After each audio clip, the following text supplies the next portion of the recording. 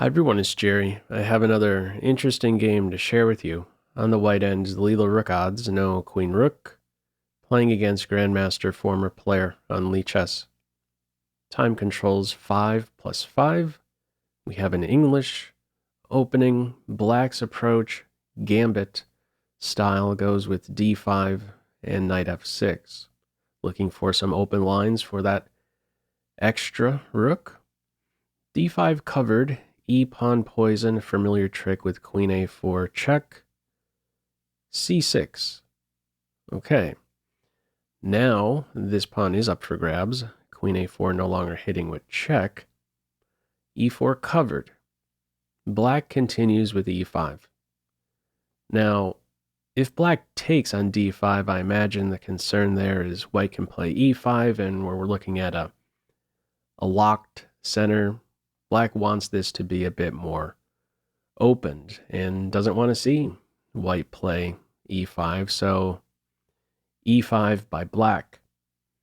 Now you could take in either direction here. Leela takes on e6 en passant. This would just be very helpful to black taking on c6.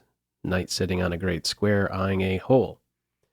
So d takes e6 en passant it is. Very healthy setup here for the black pieces. c5 opening up a great square for a knight, where it will eye that hole. Leela now runs with the f-pawn. Nearby, maybe the bishop is ready to be kicked. So black holds up that idea and prepares to fianchetto.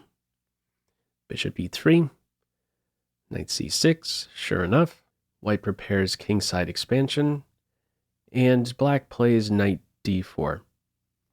A move I was curious about is knight h5, eyeing the new weakness on g3.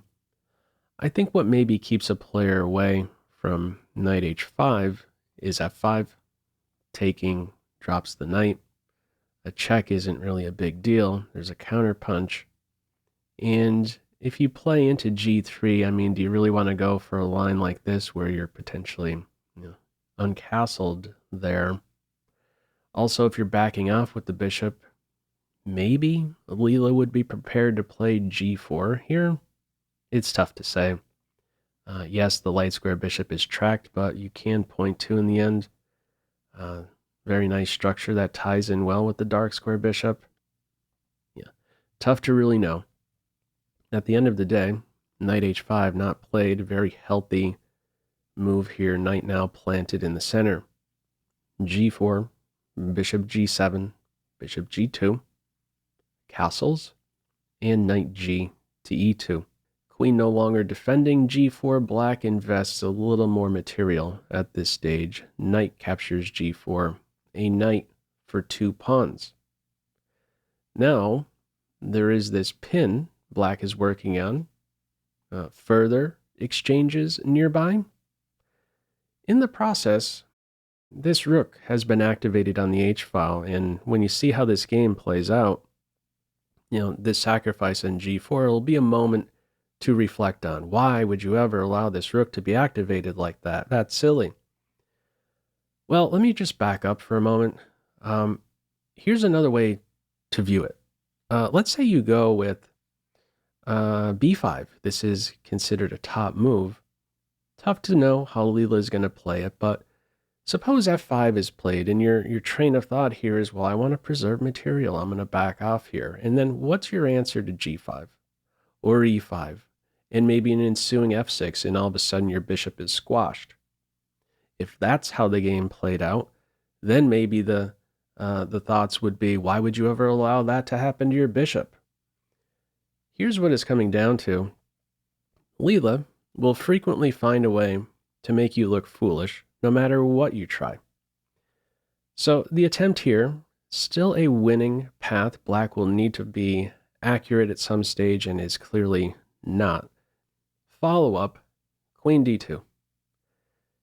Bishop f3. Okay, definitely looking at a poison light square bishop here. Knight g3, bishop covered. Slick move there. Queen a5. And from here, f5 is played. This battery opens up to h6. Now, if white captures here on d4, black can simply recapture. If you're taking the bishop, c3 is collapsing there. So no bishop captures knight. f5. Rook a to d8.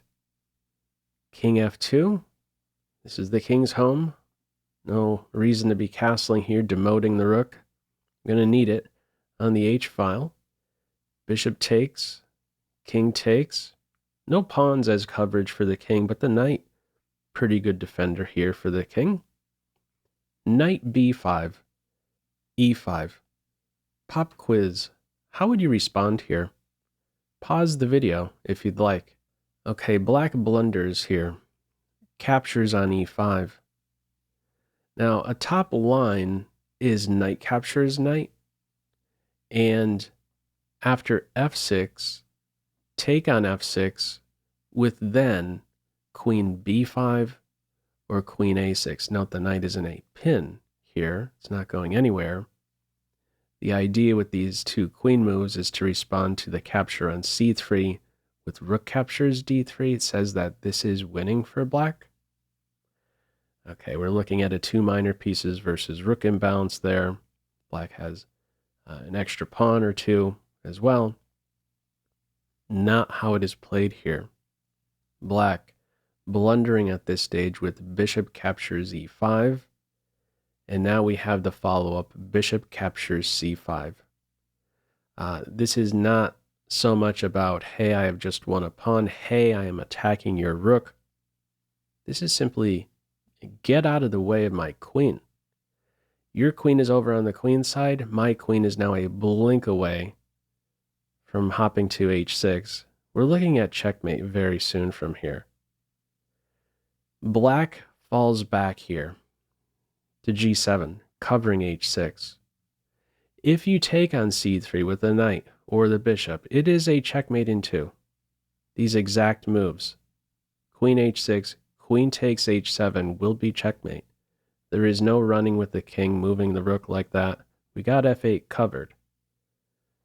So black falls back to g7. Another pop quiz. What is your move? Pause the video if you'd like. Okay, the only winning way is with the move in the game, f6, looking to deflect the bishop from its defense of h6. Bishop takes, queen h6. We're looking at mate soon from there. Black plays knight captures knight. Pawn captures bishop. Queen captures bishop. Queen h6, sure enough. Queen d5 check. And after move 24, knight e4, black resigns. Just enough gas remaining in the position here for white, defending the king, knight blocking that check. And there's no good answer to queen captures h7 for mate. For instance, if you try to, run with the king, you will not run far. There's pawn captures rook, promoting to a queen or rook, followed by queen takes h7, checkmate. What a game. 24 mover here, this gambit approach. Leela still finds a way to get at that black king.